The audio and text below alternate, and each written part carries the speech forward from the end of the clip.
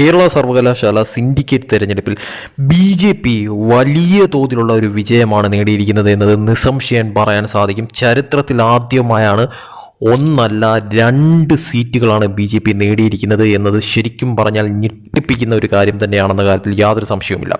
12 സീറ്റുകളിൽ 9 സീറ്റ് നേടിയിരിക്കുന്നത് LDF ആണ്.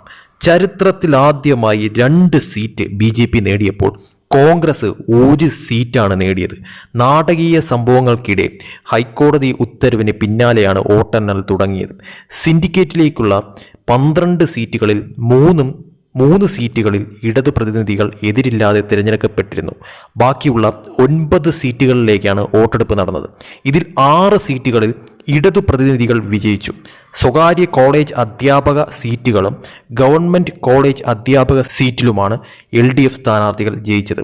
രാജീവ് കുമാർ, പ്രമോദ്, വിനോദ് കുമാർ, അക്ഷയ്, റഹീം, പ്രകാശ്, ലെനിൻ, നസീഫ്, മനോജ് എന്നിവരാണ് വിജയിച്ചവർ. CPM ജില്ലാ സെക്രട്ടേറിയറ്റ് അംഗം പുഷ്പലത തോറ്റു. TG വിനോദ് കുമാർ, PS ഗോപകുമാർ എന്നിവരാണ് BJP സീറ്റിൽ വിജയിച്ചവർ.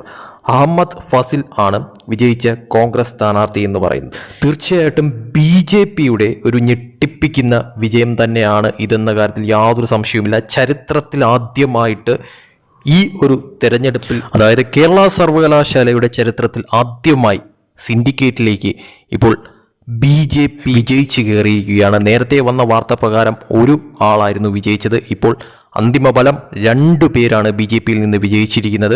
അതോടൊപ്പം തന്നെ LDFിൽ നിന്ന് വിജയിച്ചിരിക്കുന്നത് 9 പേരും കോൺഗ്രസിൽ നിന്ന് ഒരൊറ്റ ആളുമാണ് വിജയിച്ചിരിക്കുന്നത്. തീർച്ചയായിട്ടും BJP സംബന്ധിച്ചിടത്തോളം ഈ ഒരു നേട്ടം ഉറപ്പായിട്ടും അവർക്ക് വളരെ വലിയ തോതിൽ ഊർജം പകരുന്ന ഒരു കാര്യം തന്നെയാണ്. കേരളത്തെ സംബന്ധിച്ചിടത്തോളം വളരെ വലിയ മാറ്റങ്ങൾ കേരളത്തിൽ കണ്ടു തുടങ്ങിയിരിക്കുന്നു എന്നുള്ള തലത്തിൽ തന്നെയാണ് ഈ ഒരു ബലത്തെ വിലയിരുത്താനായി കഴിയുന്നത്. ഏതായാലും ഈ ഒരു വിജയത്തോടു കൂടി തന്നെ BJPയുടെ ആത്മവിശ്വാസം ഇരട്ടിക്കുമെന്നുള്ള കാര്യത്തിൽ യാതൊരു സംശയവുമില്ല.